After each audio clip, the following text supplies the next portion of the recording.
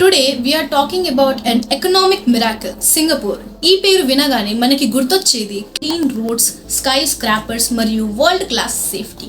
కానీ మీకు తెలుసా, 1960s ఇదే సింగపూర్ విపరీతమైన కరప్షన్ మరియు క్రైమ్తో నిండి ఉండేది. ఒక చిన్న ఐలాండ్ నేషన్, అసలు న్యాచురల్ రీసోర్సెస్ లేని దేశం ఇంత తక్కువ టైంలో గ్లోబల్ లీడర్గా ఎలా మారింది, కరప్షన్ని రూట్స్తో సహా ఎలా పీకేసింది. ఈరోజు వీడియోలో సింగపూర్ యొక్క జీరో టాలరెన్స్ జర్నీ గురించి ఇన్ డెప్త్గా తెలుసుకుందాం. Let's dive into this video.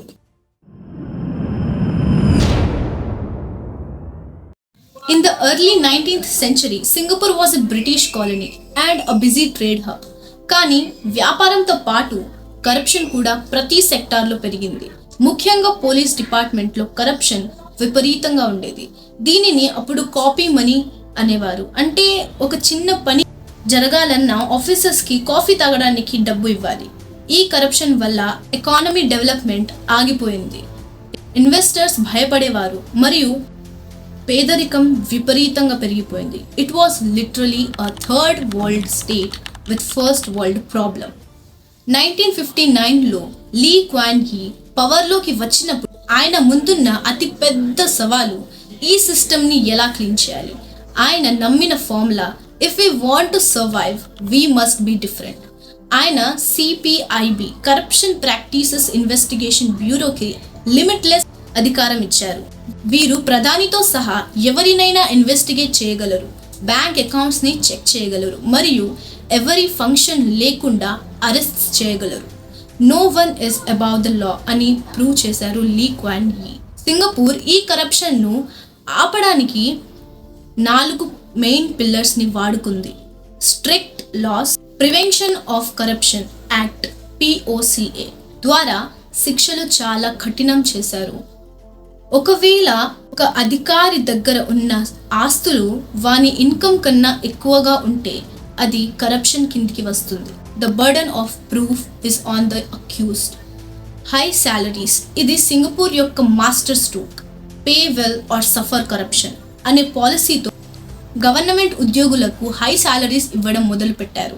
Efficiency, ప్రభుత్వ పనుల్లో రెడ్ తగ్గించారు.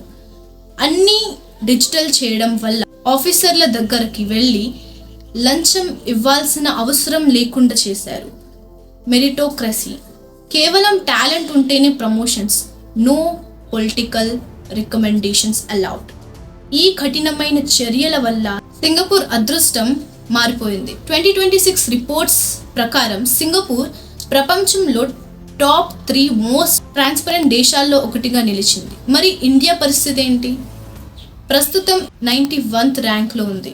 మన దగ్గర కూడా డిజిటలైజేషన్ జరుగుతోంది, కానీ సింగపూర్ లాంటి స్ట్రిక్ట్ ఎన్ఫోర్స్మెంట్ ఇంకా కావాలి. సింగపూర్లో లీ క్వాన్ యీ గారు చెప్పినట్లు, if the top is clean the bottom will follow. మన దగ్గర కూడా సిస్టమ్ మారాలంటే పవర్ ఉన్న వాళ్ళు ఒక ఎగ్జాంపుల్గా నిలబడాలి. అప్పుడే లంచం తీసుకోవడానికి కింద ఉన్న ఆఫీసర్లు భయపడతారు. సింగపూర్ లాగా మనం కూడా గవర్నమెంట్ సర్వీసెస్ని 100% డిజిటల్ చేస్తే, నిజాయితీగా పనిచేసే ఆఫీసర్స్ని ఎంకరేజ్ చేస్తే ఆ కాపీ మనీ కల్చర్ మన దేశంలో కూడా ఎండ్ అవుతుంది. Corruption free India is not just a dream, it is a possibility. So friends, Singapore story మనకి ఏం నేర్పిస్తుందంటే, అవినీతిని అంతం చేయడానికి కావాల్సింది కేవలం చట్టాలు మాత్రమే కాదు, అది అమలు చేసే ఐరన్ విల్. మన దేశంలో కూడా ఇలాంటి మార్పు రావాలంటే సామాన్యులుగా మనమేం చేయాలి?